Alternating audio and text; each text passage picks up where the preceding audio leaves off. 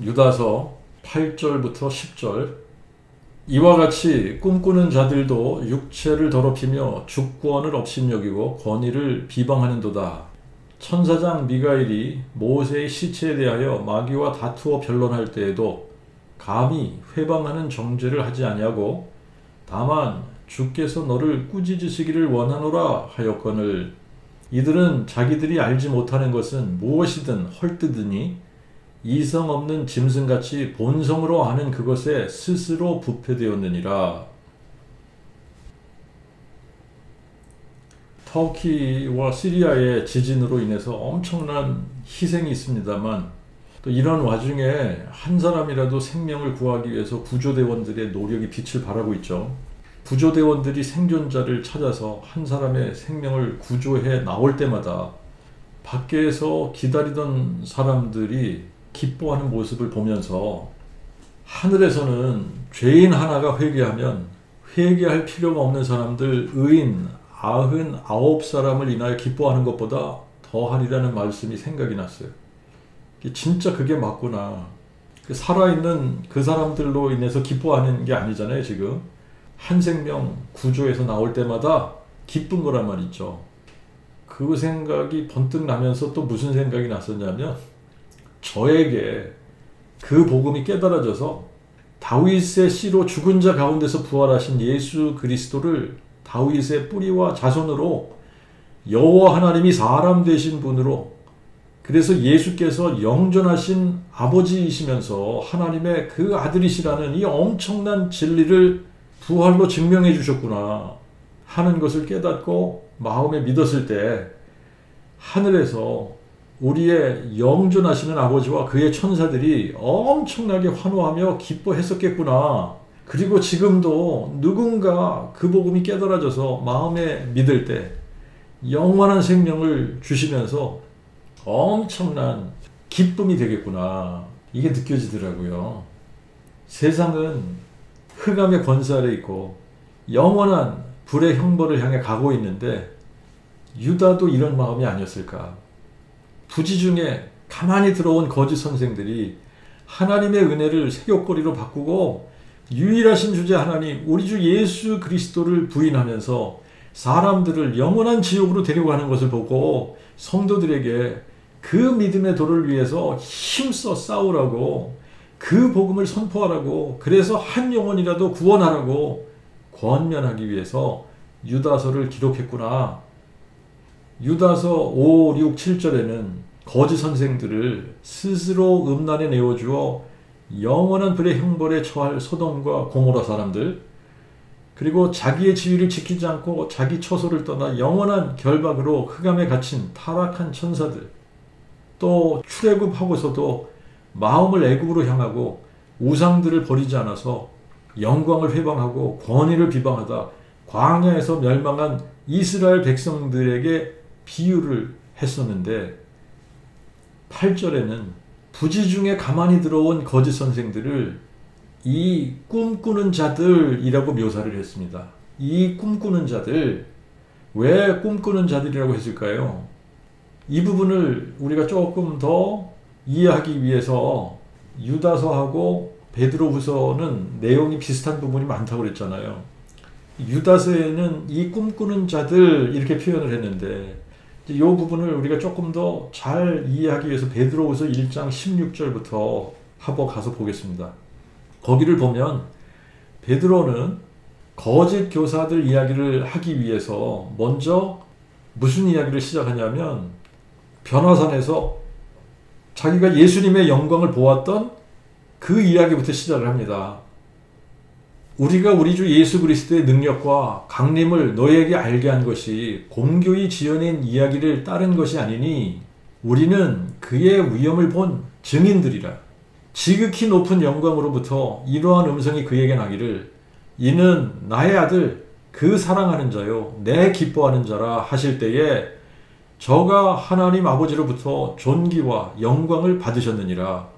이 음성은 우리가 저와 함께 거룩한 산에 있을 때에 하늘로서 나옴을 들은 것이라. 그러나 우리에게 더 확실한 예언의 말씀이 있으니 마치 어두운 곳에서 비추는 등불같이 날이 새고 아침 해가 너희 마음에 떠오르기까지 너희가 이 말씀에 유의하는 것이 좋으니라.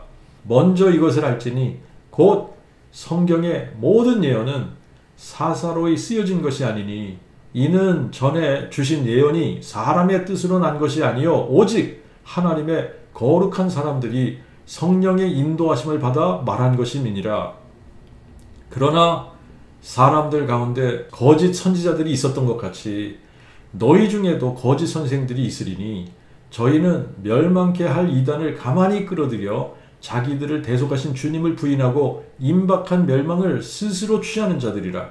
많은 사람이 저희 파멸의 길을 따르리니 그들로 인하여 진리의 도가 비방을 받을 것이요 저희가 탐욕 가운데 꾸며낸 이야기로 너희를 이용하리니 저희 심판은 오래 지체치 아니하며 저희 멸망은 졸지 아니하느니라. 베드로가 여기서 하고자 하는 말이 뭐냐면, 베드로는 자기와 다른 사도들이 주 예수 그리스도의 능력과 강림에 관해 가르치는 것이 공교히 지어낸 말이 아니라는 겁니다.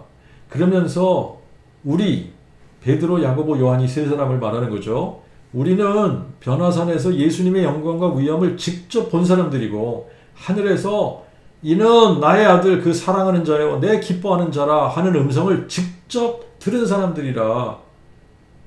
그러면서 자기들이 하는 말이 지어낸 말이 아니라 직접 보고 들은 것을 말하고 알게 하는 것이라고 이야기를 하는 겁니다. 이렇게 예수님이 영광의 몸으로 변화되는 모습이라든지 모세와 엘리야와 함께 말씀을 나누는 것이라든지 하늘에서 이는 나의 아들 그 사랑하는 자요 내 기뻐하는 자라 라는 음성을 직접 들었어도 그것보다 더 확실한 것이 있는데 그것이 바로 성경이라는 거예요. 성경의 모든 예언은 사사로이 쓰여진 것이 아니라 하나님의 거룩한 사람들이 성령의 인도하심을 받아 말한 것이기 때문에 확실한 것이고 어두운 곳에 비추는 등불과 같고 아침의 해와 같기 때문에 이 말씀에 마음을 두고 있어야 한다는 이야기를 하면서 2장으로 가서 거짓 선생들이 가만히 들어와 탐욕 가운데 꾸며낸 이야기로 사람들을 이용하고 미혹해서 대속의 주님을 부인할 것이라고 경고를 하는 겁니다. 근데 유다도 베드로와 같은 이야기를 하고 있는 거예요. 부지 중에 가만히 들어온 거짓 교사들이 하나님의 은혜를 세교거리로 바꾸고 유일하신 주제 하나님, 우리 주 예수 그리스도를 부인하기 위해 이들은 자기들이 꾼 꿈이나 환상을 하나님의 계시인 것처럼 꾸며낸 이야기로 사람들을 속인다는 겁니다. 그래서 8절에 이와 같이 꿈꾸는 자들도 그러면서 거짓 교사들을 꿈꾸는 자들이라고 묘사를 하는 거예요.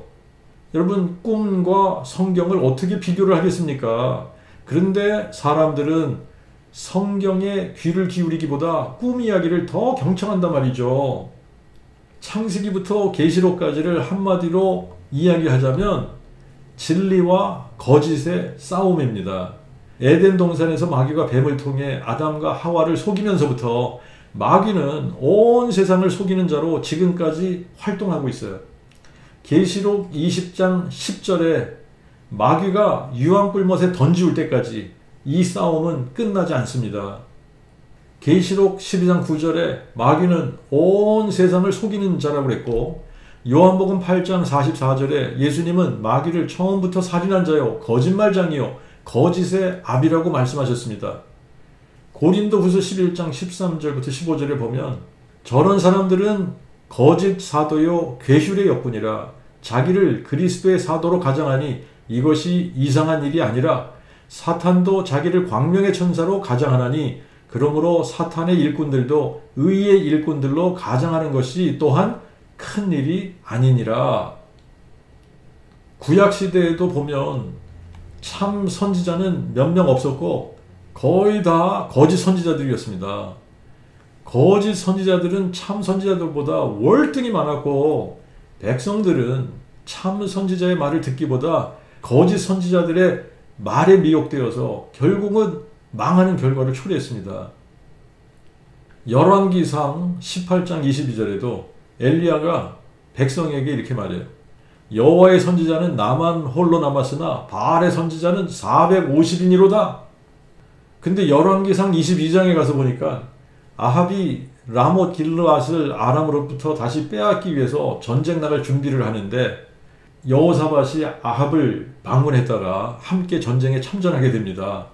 근데 여호사밧이 전쟁에 나가기 전에 여호와의 말씀이 어떠하신지 한번 물어보자. 그러니까 아합이 선지자들을 모았는데 한 400명쯤 모았다 그랬어요. 400명쯤 모으고 묻습니다. 내가 라못 길리앗에 가서 싸우랴? 이렇게 물으니까 선지자들 모두가 다 올라가소서 주께서 그 성을 왕에게 붙이시리이다. 다 그렇게 대답하는 거예요. 여호사밧이 봤을 때 뭔가 좀 이상한 것 같아요.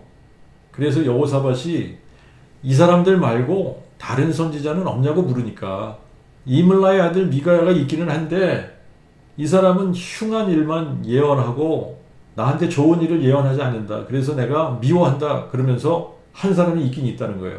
그래서 여호사밧이 그러면 미가야를 불러서 들어보자. 그래서 미가야를 불러오게 하고 미가야를 불러오는 동안 다른 선지자들은 아합과 여호사밧 앞에서 예언을 하는데 그나아나의 아들 시드기야가 철로 뿔을 만들어서 여호와의 말씀에 왕이 이것들로 아람 사람을 찔러 진멸하리라 하셨다 하고 모든 선지자들도 그와 같이 예언하여 라못 길르앗으로 올라가 승리를 거두소서 여호와께서 그 성을 왕의 손에 붙이시리다. 그렇게 예언하는 거예요. 미가야를 부르러 간 사자가 미가야에게 모든 선지자들이 하나같이 왕이 라못 길르앗에 가서 이길 거라고 좋게 이야기를 했으니까 당신도 그들 중 한 사람의 말과 같이 좋은 말을 하라고 부탁을 합니다. 그런데 미가야가 아합에게 이렇게 대답을 해요. 그런즉 왕은 여호와의 말씀을 들으소서. 내가 보니 여호와께서 그의 보좌에 앉으셨고 하늘의 만군이 그의 좌우편에 모시고 서 있는데 여호와께서 말씀하시기를 누가 아합을 깨어 저로 라못 길르앗에 올라가서 죽게 할꼬 하시니 하나는 이렇게 하겠다 하고 하나는 저렇게 하겠다 하였는데 한 영이 나와 여호와 앞에 서서 내가 저를 꾀겠나이다 하매 여호와께서 저에게 어떻게 하겠느냐 하시니 내가 가서 거짓말하는 영이 되어 그 모든 선지자 입에 있겠나이다 하니 여호와께서 너는 꾀겠고 또 이루리라 나가서 그리하라 하셨은즉 그런즉 보소서 여호와께서 이제 거짓말하는 영을 왕의 모든 선지자들의 입에 넣으셨고 또 여호와께서 왕에게 대하여 화를 말씀하셨나이다. 이 이야기를 듣던 그나아나의 아들 시드기야가 미가야의 뺨을 칩니다. 미가야의 뺨을 치면서 여호와의 영이 나를 떠나 어디로 가서 내게 말씀을 하더냐? 근데 여러분들 스토리를 잘 아시죠? 아합은 라못 길르앗에 가서 싸우다가 화를 맞고 저녁 때 죽었습니다.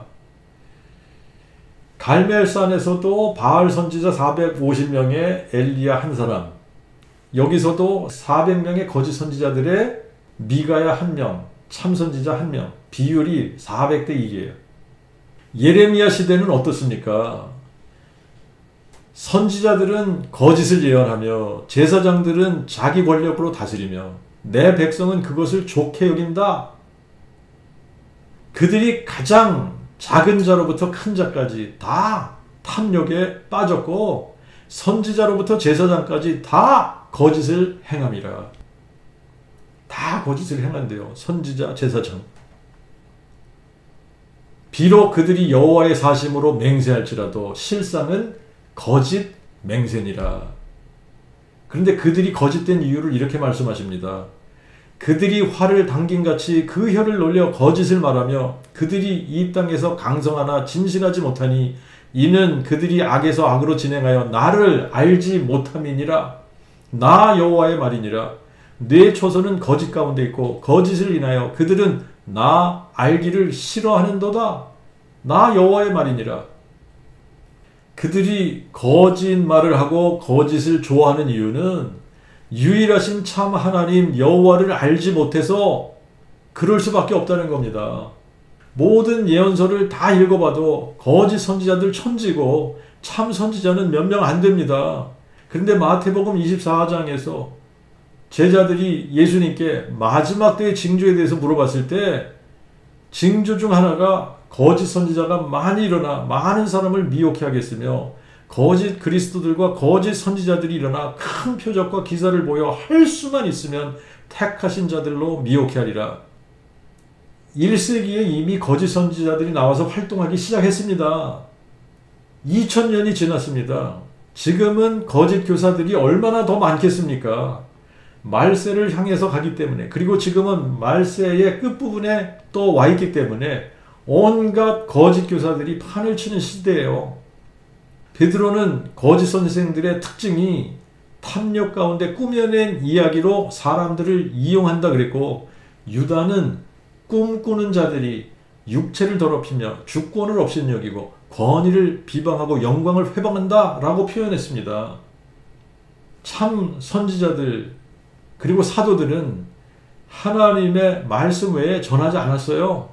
그런데 거짓 선지자들은 자기들 마음대로 묵시를 말하는데 그럴듯하지만 여호와의 입에서 나온 것이 아니라는 거예요. 예레미야 23장 25절부터 가서 또 보겠습니다. 내 이름으로 거짓을 예언하는 선지자들의 말에 내가 꿈을 꾸었다 함을 내가 들었노라. 그들은 자신의 마음을 속이는 선지자들이니라. 그들이 서로 꿈을 말하니 그 생각인즉 그들의 조상들이 바알로 인하여 내 이름을 잊어버린 것 같이 내 백성으로 내 이름을 잊게 하려 함이로다. 꿈을 가진 선지자는 꿈을 말할 것이나 내 말을 받은 자는 성실함으로 내 말을 말할 것이니라. 거짓 선지자들이 꿈을 말하는 이유가 그들이 서로 꿈을 말하니 그 생각인즉 그들의 조상들이 바알로 인하여 내 이름을 잊어버린 것 같이 내 백성으로 내 이름을 잊게 하려 함이로다. 꿈을 말하는 이유가 내 이름을 잊게 하려 함이라잖아요. 꿈을 가진 자는 꿈을 말하고 내 말을 받은 자는 성실함으로 내 말을 말할 것이니라. 그런데 꿈꾸는 자들이 꿈을 말하는 이유는 여호와 하나님을 잊게 하려 함이라는 겁니다. 사람들이 꿈 얘기하고 성경 이야기 둘 중에 어느 것에 더 솔깃하느냐 하면 꿈 얘기에 더 솔깃합니다. 성경 이야기 그러면 재미없고 졸리고 고리타분하다 이런 생각을 하기 때문에 대부분의 사람들이 성경 이야기보다 꿈 얘기, 환상 본 얘기 이런 거 해주면 더 솔깃하단 말이죠. 오래전에 어떤 부부와 이야기를 나누는데 자기가 다니는 교회는 목사부터 시작해서 꿈 얘기, 환상 본 얘기를 얼마나 많이 하는지 그 교회는 사람들이 만나면 집사님 어제 뭐 봤어? 이게 인사래요. 어제 뭐 봤어? 그런데 꿈 얘기, 환상 본 얘기 많이 하는 사람들, 이런 사람들 보면요 대부분이 기도 많이 한다는 사람들이에요. 그리고 기도 많이 한다는 사람들 보면 믿음 좋게 보여요. 신실하게 보이지 이상하게 보이는 사람 없잖아요. 그런데 유다서와 베드로후서를 종합해서 보면 거짓 선생들이 주로 하는 게 뭐냐? 성경을 풀어서 그 복음 선포하는 게 아닙니다. 꿈꾼 이야기, 환상 본 이야기, 꾸며낸 이야기를 해주는 거예요. 이런 이야기를 해서 사람들을 미혹해서 유일하신 참 하나님 여호와 우리 주 예수 그리스도를 부인하게 만드는 겁니다. 예수의 이름을 부르는데 예수님의 말씀에 권위를 두지 않고 예수님의 말씀보다 꿈과 환상에 더 빠져 있으면 예수님을 간접적으로 부인한 것과 다를 게 없는 겁니다. 여기다가 고린도후서 11장과 예레미야 23장을 연결해 보면 사탄이 자기의 일꾼들을 의의 일꾼들로 가장시켜서 다른 복음을 전하게 하고 다른 영을 받게 하고 다른 예수를 믿게 하고 다른 하나님을 믿게 할 때에 신기하게도 사람들이 이거를 잘 용납한다는 거예요. 구약 성경에도 보면 사람들이 거짓 선지자들의 말을 더 청종하고 더 잘 용납하고 더 신뢰했습니다. 근데 지금도 마찬가지예요. 그 복음, 다윗의 씨로 죽은 자 가운데서 부활하신 예수 그리스도를 유일하신 주제 여호와 하나님이라고 선포해주면 사람들이 잘 안 받아들이는데 다른 복음은 잘 용납하고 놓지 않으려고 애를 씁니다. 사람들은 그 복음 선포를 듣고 진리의 말씀을 듣는 것보다 꿈 얘기, 환상 본 얘기, 꾸며낸 이야기 듣는 것을 더 좋아해요. 또 큰 표적이나 기사를 보면 그 복음을 마음에 믿을 것 같은데 그렇지 않습니다. 모세 때에 이스라엘 백성들은 엄청난 표적과 기사들을 보았습니다. 애굽에서는 10가지 재앙이 애굽 사람들에게는 내리는데 고센 땅에 사는 이스라엘 백성들에게는 하나도 임하지 않았어요. 애굽 사람들의 각 가정에는 장자들이 다 죽어서 애곡하지 않는 집이 하나도 없는데 이스라엘 백성들은 6월절 어린 양의 피를 문설주에 발라서 한 사람도 죽은 자가 없이 애굽을 빠져나오게 되었고, 이스라엘 백성들은 홍해가 갈라져서 바다를 마른 땅같이 건넜는데 애굽 군대들은 이스라엘 백성을 쫓아오다가 홍해가 합쳐지면서 모두가 다 바다에 수장되고 말았단 말이죠. 먹을 게 없으면 하늘에서 만나를 내려주시고, 물이 없으면 반석에서 물이 하수처럼 쏟아져 나오게 하시고, 이런 엄청난 기적을 경험하고도 그들의 마음은 여전히 애굽에 가 있고 우상에 있었기 때문에 유일하신 참 하나님 여호와를 알지 못했고 믿지 않아서 광야에서 망했습니다. 예수님 당시에도 예수님은 자신이 성경에 예언해온 하나님의 그 아들 그리스도, 즉 다윗의 뿌리가 다윗의 자손 되신 분, 여호와 하나님이 사람 되시면서 하나님의 그 아들 되신 분이심을 증명하기 위해 수많은 기적들을 행하시면서 내가 그니라를 선포하셨고, 너희가 만일 내가 그인 줄 믿지 아니하면 너희가 너희 죄 가운데서 죽으리라 말씀을 하셨습니다. 불치병자들을 고쳐주시고, 소경의 눈을 뜨게 하시고, 귀머거리로 듣게 하시고, 벙어리로 말하게 하시고, 안전뱅이가 일어나고, 중풍병자가 온전해지고, 문둥병자들을 만져서 깨끗하게 하시고, 귀신 들린 자들을 다 귀신들을 내어 쫓아주시고, 물이 포도주가 되게 하시고, 오병이의 기적을 베푸시고, 풍랑을 잠잠케 하시고, 바다 위를 걸으시고, 죽은 자를 살리기까지 하셨지만 유대인들이 예수를 믿었나요? 안 믿었습니다. 오히려 예수님을 미쳤다, 귀신 들렸다, 신성모독한다 그러면서 십자가에 못 박으라고 외쳐댔습니다. 이런 일에 앞장선 사람들이 누구냐? 종교 지도자들입니다. 제사장들, 공회원들, 율법사들, 서기관들, 이런 사람들이 앞장서서 예수님을 죽이려고 모의한 겁니다. 그래서 누가복음 16장에 가서 보니까 어떤 부자와 거지 나사로 이야기를 예를 들어서 예수님께서 해주시는데, 부자는 날마다 호화로이 즐기는데 나사로는 부잣집 대문에서 부자의 상에서 떨어지는 부스러기로 배를 채우고 개들이 와서 헌대를 핥아주고 그러다가 죽었어요. 죽어서 아브라함의 품에 안기게 되었습니다. 얼마 안 가서 부자도 역시 죽었습니다. 그러나 부자는 음부에서 고통 중에 있다가 눈을 들어보니까 멀리 아브라함과 그의 품에 있는 나사로를 보게 되었고, 그래서 소리를 질러댑니다. 아버지 아브라함이여, 나를 긍휼히 여기사 나사로를 보내어 그 손가락 끝에 물을 찍어 내 혀를 서늘하게 하소서. 내가 이 불꽃 가운데서 고통받나이다. 그러니까 아브라함이 뭐라 그럽니까? 아들아, 너는 살았을 때 좋은 것을 받은 것을 기억하라. 나사로는 나쁜 것을 받았으니 이제 저는 여기서 위로를 받고 너는 고통을 받느니라. 이뿐 아니라 너희와 우리 사이에 큰 구렁이 끼어 있어 여기서 너희에게 가보자 해도 못 가고 거기서 우리에게 올 수도 없느니라.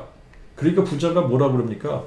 제발 나사로를 내 아버지 집에 보내서 내 형제 다섯이 있으니 나사로로 저희에게 증거하게 하여 저희도 이 고통받는 곳에 오지 않게 하소서. 만일 죽은 자에게서 저에게 가는 자가 있으면 회개하리이다. 아브라함이 그에게 말하되 저희에게 모세와 선지자들이 있으니 그들에게 듣게 할지니라. 모세와 선지자들에게 듣지 아니하면 비록 죽은 자 가운데서 살아나는 자가 있어도 권함을 받지 아니하리라. 모세와 선지자들에게 듣지 아니하면 이 말이 무슨 말입니까?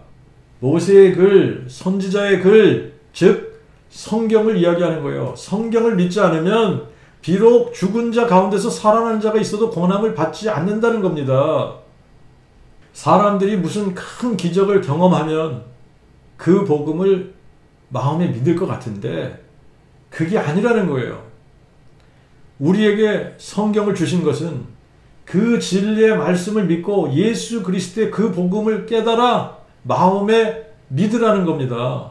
무슨 능력을 체험하고 꿈을 꾸고 환상을 보고 기적을 체험하고 그렇게 해서 믿으라는 게 아니에요. 표적을 구하고 기적을 봐야 믿겠다 하는 사람들에게 예수님께서 하신 말씀이 뭐냐면 이 악한 세대가 표적을 구하나 요나의 표적밖에는 보여줄 표적이 없다 그러셨습니다. 요나의 표적이 뭡니까? 요나가 물고기 뱃속에 3일간 있다가 나온 사건이에요. 이것은 예수님의 부활 사건을 가리키는 표적입니다. 예수님의 부활 사건은 표적 중에 가장 큰 표적입니다. 부활 사건보다 더 큰 표적이 뭐가 있습니까? 없습니다. 인간에게 죽음을 이기고 영원한 생명을 가지는 것보다 더 큰 표적은 없는 겁니다. 그러므로 예수님은 이 악한 세대가 표적을 구하니 가장 큰 표적, 예수께서 죽은 자들 가운데서 부활하시는 표적을 보여주시겠다고 말씀하신 겁니다. 사람들에게 그 복음을 전했는데도 믿지 않으면서 나는 표적을 봐야 하고 기적을 경험해야 믿겠다, 이런 소리 하는 사람들 무지하고 악한 겁니다. 왜냐하면 예수님은 부활로 이미 가장 큰 표적을 보여주셨습니다. 가장 큰 표적을 보여줬는데도 안 믿으면서 다른 표적을 보이라고 하면 그 어떤 것으로도 믿지 않는다는 거예요. 예수님도 성경에 너희가 성경에서 영생을 얻는 줄 생각하고 성경을 상고하거니와, 이렇게 성경을 상고하는 유대인들에게 이 성경이 곧 내게 대하여 증거하는 것이니라 그러시면서 너희가 생명을 얻는 것임에도 내게 오는 것은 너희가 실로 원치 않는도다 그러셨어요. 그리고 또 뭐라 그러셨죠?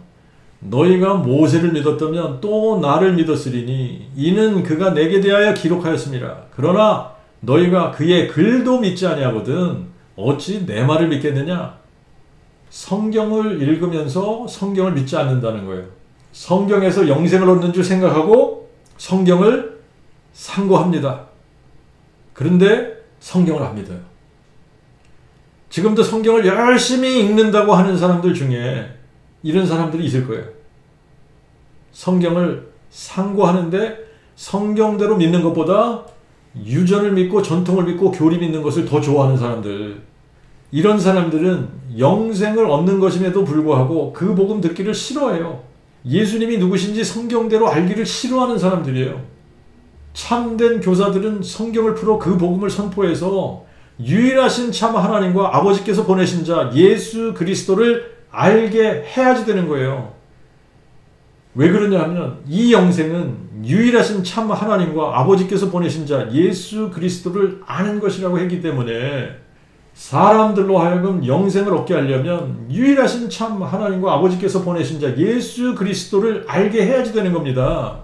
그런데 거짓 교사들은 예수 이야기를 하는 듯 하면서 꿈과 환상과 자기들이 만들어낸 이상한 이야기들을 하면서 자기들 자신을 신령한 사람들 같이 높여놓고 자랑하면서 사람들을 미혹하는 거예요.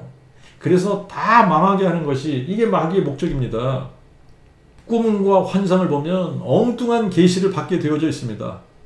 특히 예수님 언제 오신다 이런 엉뚱한 꿈과 환상 계시 같은 걸 받아가지고 교회를 혼란스럽게 했던 사람들이 교회 역사 속에 꽤 여러 번 있었습니다. 그럴 때마다 많은 사람들이 미혹돼서 이들을 따랐단 말이죠. 꿈, 환상 이런 것들을 체험하게 되면 성경의 권위를 무시하게 돼요. 자기들의 꿈과 환상과 계시들을 더 중요시 여기면서 점점 말씀과는 멀어지게 되어 있습니다. 그래서 우리가 스스로 결정해야 돼요. 나에게 무엇이 최고의 권위를 가지게 할 것인가? 성경을 최고의 권위로 두지 않으면 모두가 다 망하게 되어져 있습니다. 성경의 모든 예언은 사사로이 쓰여진 것이 아닙니다. 오직 하나님의 거룩한 사람들이 성령의 인도하심을 받아 말한 것이 성경입니다. 그러므로 성경이 하나님의 말씀이고 하나님의 말씀이 최고의 권위를 가져야 하는 거예요. 내가 무슨 꿈을 꿨냐? 중요하지 않습니다. 내가 무슨 환상을 봤냐? 중요하지 않습니다. 성경이 무슨 말씀을 하냐? 제일 중요한 겁니다. 이게 제일 중요한 거예요. 나의 모든 생각, 나의 입술의 모든 말과 나의 가치관과 내가 믿고 따르고 가르치는 모든 것이 성경과 일치해야지 되는 거예요. 성경은 유일하신 참 하나님에 대해서 상천하지에 유일하신 참 하나님은 여호와 한 분이시고 여호와 외에는 신이 없고 여호와와 함께하는 신도 없다고 말씀하고 있습니다. 여호와께서 만물을 창조하셨고 하늘과 땅을 창조하실 때에 홀로 창조하셨고 함께한 자가 없다고 말씀하십니다. 또 여호와만이 구원자시고 여호와 외에는 구원자가 없다고 말씀하십니다. 그리고 하나님이 천유의 몸을 통해 한 아들로 세상에 사람이 되어 오실 것을 약속하셨고 한 아들로 주신 바 되신 분이 우리와 함께하는 하나님 임마누엘이시고 그분을 기묘자 모사 전능하신 하나님 영존하신 아버지 평강의 왕이라고 부를 것이라고 말씀하셨습니다. 그리고 약속하신 대로 전능하신 하나님 영존하신 아버지가 처녀의 몸을 통해 육신으로 나타난 바 되셨으며 그분이 바로 예수 그리스도이신 겁니다. 그러므로 예수 그리스도는 여호와 하나님이 사람으로 나타난 바 되신 분이시고 예수님은 하나님이시면서 하나님의 그 아들이시고 창조주가 피조물 되신 분이시고 다윗의 뿌리가 다윗의 자손 되신 분이십니다. 그래서 예수님은 계시록 22장 16절에 나 예수는 다윗의 뿌리요 자손이라고 말씀하신 겁니다. 이것을 확증해 주시고 증거로 주신 사건이 죽은 자들 가운데서 부활하신 사건입니다. 그래서 하나님의 그 복음이 다윗의 씨로 죽은 자들 가운데서 부활하신 예수 그리스도이신 겁니다. 창세기부터 계시록까지 성경은 그 복음 다윗의 씨로 죽은 자 가운데서 부활하신 예수 그리스도를 증거하고 있는 거예요. 구약에서는 여자의 씨가 뱀의 머리를 상하게 할 것으로 시작해서 아브라함의 씨로 세상에 오셔서 모리아산에 보이실 여호와가 되시고 만민이 복을 받게 하실 것이라고 약속을 하셨습니다. 다윗의 혈통으로 나셔서 다윗의 보좌에 영원히 앉아 공평과 정의로 다스리실 분으로 약속하셨고 신약에서는 그 약속이 예수 그리스도 안에서 어떻게 성취되었는가를 보여주신 거예요. 그래서 성경을 통해서 그 복음을 깨닫고 마음에 믿으면 영생을 얻는 것인데 꿈꾸는 자들이 부지 중에 가만히 들어와서 스스로 음란에 되었죠. 육체를 더럽힌 소돔과 고모라 사람들 같이 그리고 또 자기의 지위를 지키지 않고 자기 처소를 떠난 천사들 같이 주권을 업신여기고 출애굽하고서도 광야에서 멸망한 자들 같이 권위를 비방하고 영광을 회방하면서 유일하신 주제 하나님 우리 주 예수 그리스도를 부인한다는 겁니다. 그래서 영원한 불의 형벌을 받게 된다는 이야기예요. 전수성경에서는 권위를 비방한다 라고 번역을 했는데 개역성경은 영광을 회방한다 라고 번역을 했습니다. 여기서는 영광을 회방한다 라는 번역이 더 직역을 한 거예요. 회방한다 라고 번역한 헬라어가 blasphemeo 라는 단어인데 to speak evil of 다른 사람에 대해서 악한 말을 하는 것을 의미하는 거예요. 중상하다, 불경건하게 말하다, 참남하게 말하다, 모욕하다, 조롱하다, 헐뜯다, 악담하다 이런 뜻입니다. 그래서 하나님에 대해서 blaspheme 하게 되면 신성 모독하는 것이 되는 거예요. 신성 모독. 8절부터 10절에 보면 각 절마다 blasphemous 라는 단어가 쓰여졌는데 전수성경은 이 단어를 8절에서는 비방하다, 9절에서는 회방하다, 10절에서는 헐뜯으니 이렇게 번역을 했어요. 그래서 이 단어가 8, 9, 10절에 계속 반복해서 나온다라는 것이 인지가 안 되게 그렇게 번역을 했습니다만 개역성경은 매번 동일하게 회방하다라고 번역을 했어요. 그런데 이와 비슷한 내용이 베드로후서 2장 10절에 있습니다. 특히 육체를 따라 더러운 정욕 가운데 행하며 주권을 멸시하는 자들을 형벌하실 줄을 아시느니라. 이들은 건방지며 완고하며 권위 비방하기를 두려워 아니하나. 여기서도 전수성경은 권위 비방하기를 이렇게 표현을 했어요. 이 말이 유다서에서 권위를 비방하다라는 말과 같은 블라스페메오라는 단어가 쓰여진 겁니다. 이와 같이 꿈꾸는 자들, 성경보다 꿈과 환상을 더 신뢰하는 사람들은 출애굽했으나 가데스 바네에서 반역한 이스라엘 백성들과 같이 원망하고 불평하고 대적하고 권위를 비방하고 하나님의 영광을 회방하다가 광야에서 망한 것 같이 그리고 또 자기의 지위를 지키지 않고 자기의 처소를 떠난 하나님을 대적하고 반역한 범죄한 천사들이 하나님의 주권을 업신여기다가 영원한 결박으로 흑암에 갇힌 것 같이 또 하나님의 통치를 거부하고 자기들의 정욕을 따라 스스로 음란에 내어주어 육체를 더럽힌 소돔과 고모라 백성들과 같이 영원한 불의 형벌을 받게 될 것이라고 경고하고 있는 겁니다. 사람들에게 가장 중요한 지식은 유일하신 참 하나님을 아는 거예요. 이 영생은 유일하신 참 하나님과 아버지께서 보내신 자 예수 그리스도를 아는 것이라고 말씀하셨기 때문에 유일하신 참 하나님을 알지 못하면 영생을 얻지 못하고 영원한 형벌을 받게 되는 겁니다. 그런데 우리가 바르게 잘 생각을 해보면 모르는 것을 믿을 수가 없습니다. 모르는 것을 무조건 믿는 것을 미신이라고 그러는 거예요. 그런데 거의 대부분의 사람들은 유일하신 참 하나님을 모르면서 무조건 하나님을 믿는다고 합니다. 알라를 부르짖는 모슬림에게 알라가 누구냐고 물어보면 알라가 그냥 전능자라고, 알라가 창조주고 알라가 유일한 신이라고 하는데 알라가 전능자라는 증거가 있냐고 물어보면 증거가 뭔지 모른다고 그래요. 그러니까 알라가 누군지도 모르면서 그냥 알라 알라 하는 겁니다. 알라라는 말은 하나님 혹은 신이라는 뜻이거든요. 그러니까 이거를 보면 마치 기독교인들이 하나님이 누구인지 모르면서 하나님 하는 것과 마찬가지예요. 힌두교인들에게 그들이 믿는 신에 대해서 물어보면 아는 사람들이 없습니다. 종교를 가지고 있는 모든 사람들에게 그들이 믿는 신에 대해서 물어보면 자기가 믿는 신을 정확하게 알고 믿는 사람이 거의 없습니다. 기독교인들도 마찬가지예요. 예수를 믿는다고 하지만 예수가 누구냐고 물어보면 성경대로 알고 있는 사람이 거의 없습니다. 유일하신 참 하나님, 우리 주 예수 그리스도를 바르게 알지 못하면 바르게 믿을 수 없는 거예요. 잘못 알면 잘못 믿을 수밖에 없는데 잘못 믿는 것이나 안 믿는 것의 결과는 마찬가지입니다. 마귀는 온 세상을 속이는 자예요. 거짓 교사들을 통해 다른 예수, 다른 복음, 다른 영을 받게 해서 사람들로 하여금 예수의 이름을 부르지만 다른 예수를 믿게 하고 하나님을 믿는다고 하지만 존재하지도 않는 신을 믿으면서 자신이 다른 신을 믿는다는 것조차도 알지 못하게 하고 다른 복음을 믿으면서 그 복음을 잘 알고 믿는다고 착각하게 만드는 겁니다. 다른 복음을 듣고 다른 예수를 믿으면 다른 영을 받은 거예요.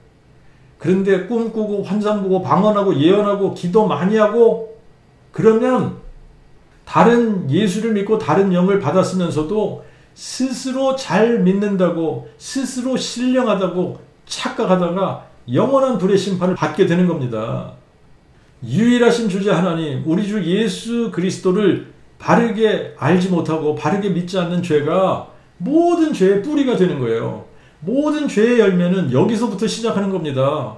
사람들이 악한 이유, 사람들이 음란해서 육체를 더럽히는 이유, 사람들이 교만하고 거만하고 거짓된 이유, 사람들이 우상을 섬기는 이유, 사람들이 주권을 업신여기는 이유, 사람들이 영광을 회방하고 권위를 비방하는 이유, 사람들이 하나님을 영화롭게 하지 못하는 이유, 사람들이 그 복음을 선포하지 못하는 이유, 다 그 복음을 마음에 믿지 않아서 다윗의 씨로 죽은 자 가운데서 부활하신 예수 그리스도가 누군지 모르기 때문에 마음에 믿지 못하고 예수 그리스도를 유일하신 주제 하나님 여호와 다윗의 뿌리와 자손으로 믿기를 거부하고 자신이 주인 된 삶을 살기 때문에 그렇게 되는 겁니다.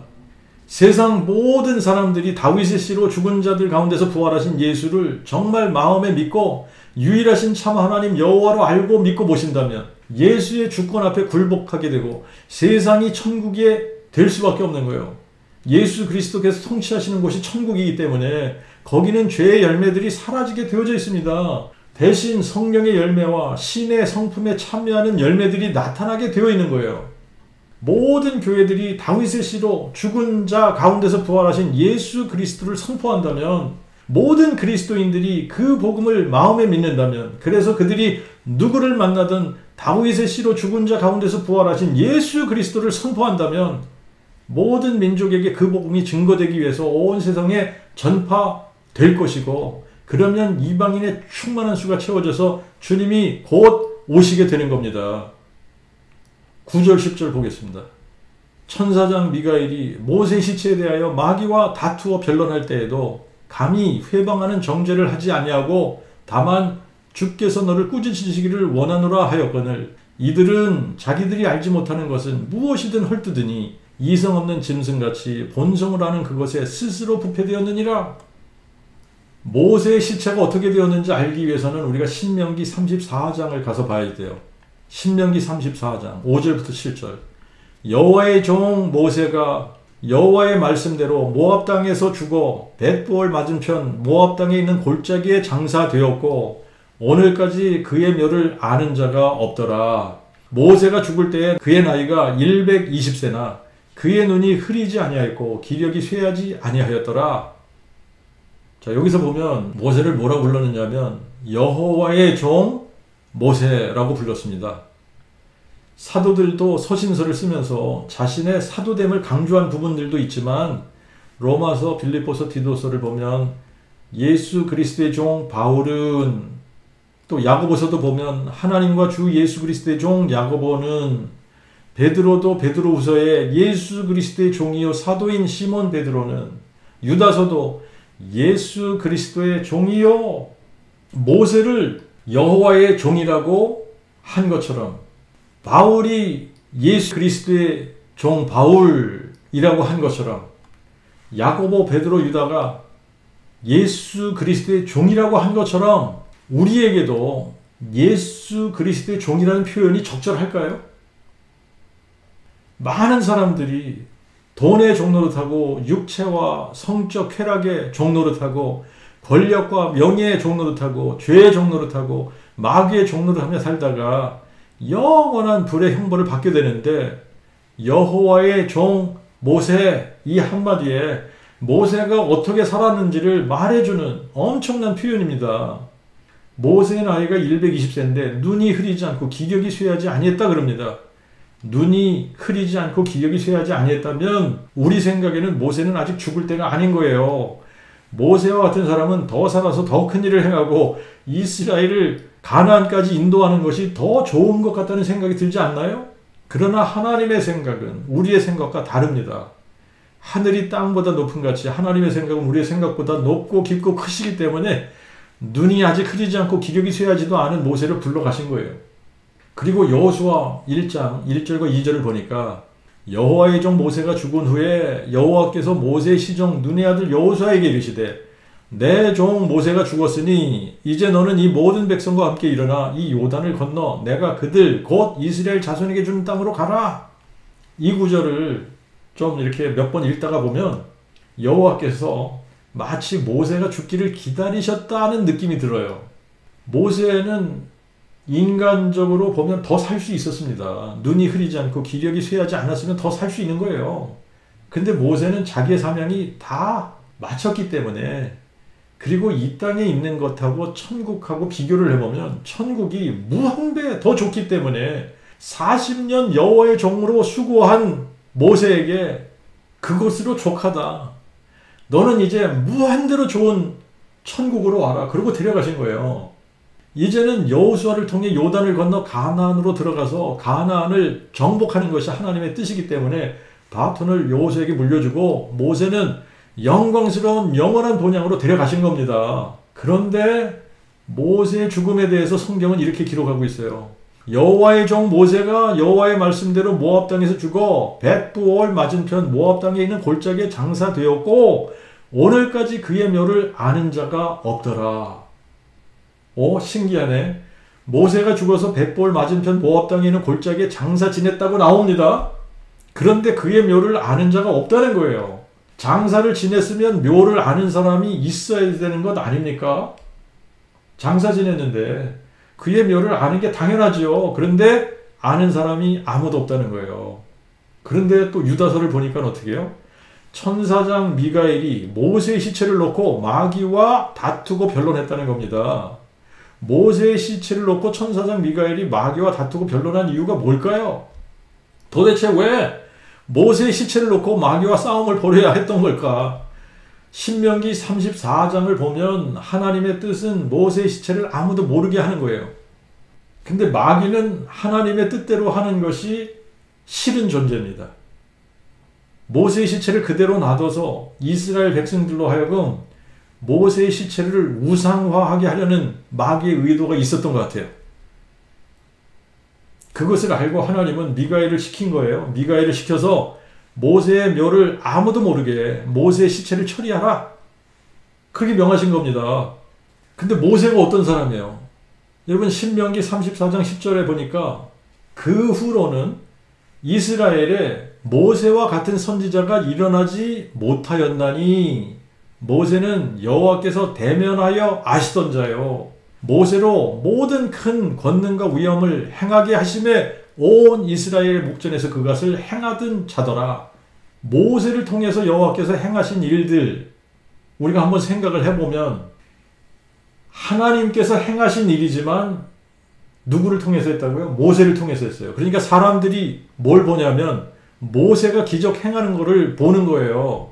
모세가 반석을 치니까 물이 쏟아져 나오고 모세가 지팡이를 드니까 홍해가 갈라지고 모세 얼굴에 광채가 나고 만약에 모세의 묘를 이스라엘 백성들이 알고 있다면 모세의 묘 앞에 산당을 만들고 제사를 드리려고 하지 않았을까요?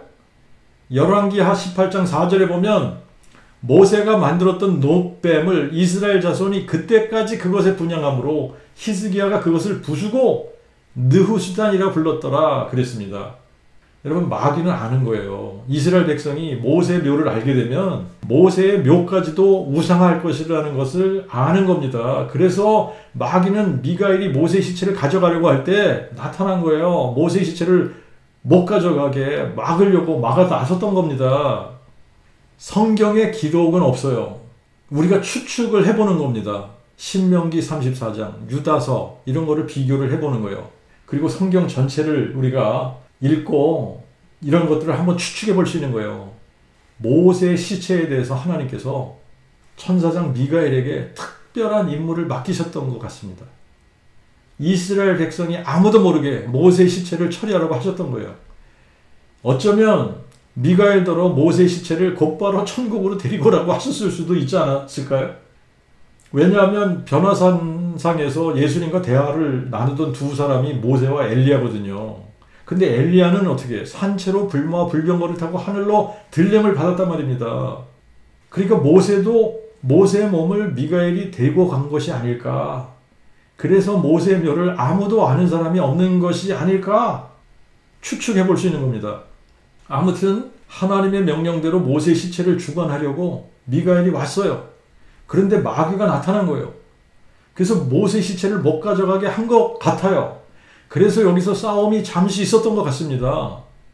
천사장 미가엘이 마귀와 다투어 변론할 때 이 부분을 어떤 영어 성경은 fought, 싸웠다, 혹은 wrestled, 씨름했다 이렇게 번역하기도 했거든요. 계시록 12장 9절에서도 마귀는 천사장 미가엘을 이기지 못했습니다. 모세의 시체를 두고서도 마귀는 미가엘을 이기지 못한 거예요. 그래서 미가엘은 모세의 시체를 안전하게 천국으로 데려갔던가 하나님이 지시하신 대로 처리를 했지만 마귀에게 blasphemous, 악한 말로 저주하거나 정죄를 하지 않고 에피티메사이 소이 큐리오스, 주께서 너를 책망하신다. 주께서 너를 꾸짖으신다. The Lord rebuke thee 라고 번역을 했는데 에피티마오라고 하는 이 헬라어를 사전을 찾아보니까 비난하다, 책망하다, 훈계하다, 또 함축적으로 금하다, 엄격하게 따지다 이런 뜻이 있어요. 근데 여기서는 여호와께서 너를 꾸짖으신다 라고 번역하기보다는 여호와께서 너를 금하신다 이렇게 말한 것 같아요. 여호와께서 너를 금하신다. 모세의 시체에 내가 손대는 것을 여호와께서 금하신다. 이런 의미로 에피티메사이 소이 큐리오스 라고 말했을 것 같아요. 아무튼 여기서 초점은 뭐냐면 모세의 시체를 마귀가 어떻게 해보려고 나타났어도 천사장 미가엘이 마귀를 악한 말로 저주하고 정죄하기보다 에피티메사이 소이 큐리오스, 여호와께서 너를 금하신다, 여호와께서 너를 꾸짖으신다 하고 말했을 뿐이라는 거죠. 그런데 이 꿈꾸는 자들, 거짓 교사들은 자기들이 알지 못하는 것은 무엇이든 헐뜯고 회방하고 악하게 말하고 정죄하는 것이 마치 이성 없는 짐승이 본능적으로 살다 죽는 것 같다라는 거예요. 이런 거짓 교사들에 대해 그 믿음의 도를 위해 힘써 싸우는 방법이 그들을 악한 말로 저주하고 모독하는 것이 아니라 그들에게도 그 복음을 선포하는 겁니다. 그 믿음의 도를 위하여 힘써 싸우는 유일한 길은 그 복음 선포예요. 그 복음이 된 사람들은 이단을 만나도 거짓 교사들을 만나도 누굴 만나든 담대하게 그 복음 선포하는 사람들 된 거니까 다윗의 씨로 죽은 자들 가운데서 부활하신 예수 그리스도를 유일하신 주제 하나님 여호와로 선포할 수 있는 사람들은 그 복음을 깨닫고 마음에 믿은 사람들입니다.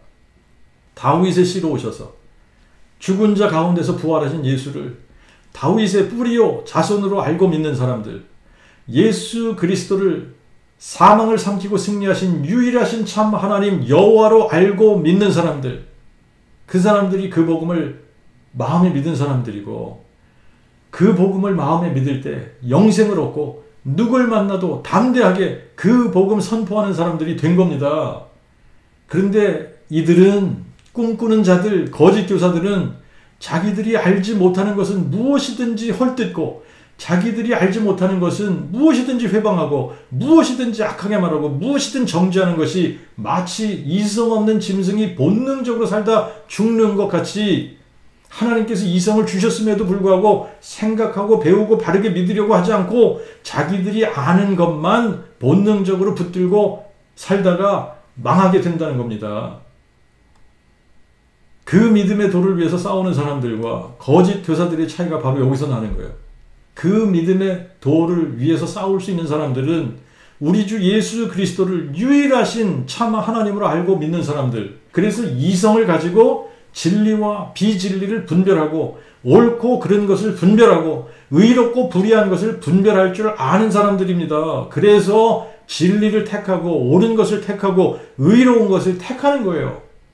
예수님도 사마리아 여인에게 너희는 알지 못하는 것을 예배하고 우리는 아는 것을 예배하나니 그랬어요. 알지 못하는 것을 예배하는 것이 미신입니다. 유일하신 참 하나님을 알지 못하면서 예배한다고 하는 것은 아무리 그럴듯하게 보여도 다 미신적인 거예요. 참된 예배는 유일하신 참 하나님을 알고 예배하는 겁니다. 이 영생은 유일하신 참 하나님과 아버지께서 보내신 자 예수 그리스도를 아는 것이니이다. 누가 그 믿음의 도를 위해서 힘써 싸울 수 있는 사람들입니까? 유일하신 참 하나님과 아버지께서 보내신 자 예수 그리스도를 아는 사람들입니다. 영생을 얻은 사람들이에요. 다윗의 씨로 죽은 자 가운데서 부활하신 예수 그리스도를 유일하신 주제 하나님 여호와로 알고 믿는 사람들입니다. 예수를 다윗의 뿌리요 자손으로 알고 마음에 믿는 사람들입니다. 하지만 거짓 교사들은 유일하신 주제 하나님, 우리 주 예수 그리스도를 알지 못하기 때문에 부인하는 자들이에요. 유일하신 참 하나님과 아버지께서 보내신 자 예수 그리스도를 알지 못하는 자들이에요. 그래서 이들의 특징은 자기들이 알지 못하는 것을 알려고 하지 않고 무엇이든 헐뜯고 이단이라고 정죄하고 자기들이 하나님 자리에 앉아서 영광을 회방하는 자들입니다. 이렇게 하는 것이 마치 이성 없는 짐승이 본능으로 사는 것 같이 이들도 본능적으로 사는 사람들이라는 거예요. 본능적으로 사는 사람들이 추구하는 것이 육체의 정욕, 안목의 정욕, 이생의 자랑입니다. 이성 없는 짐승같이 본성으로 아는 그것에 스스로 부패한 사람들의 예를 11절에 언급하는데 등장하는 세 사람이 가인과 발람과 고라 세 사람을 예로 듭니다. 화 있을진저 이 사람들이요 가인의 길에 행하였으며 싹을 위하여 발람의 그릇된 길로 달려갔고 고라의 폐역을 쫓아 멸망을 받았도다. 다음 주에 계속 이어가겠습니다.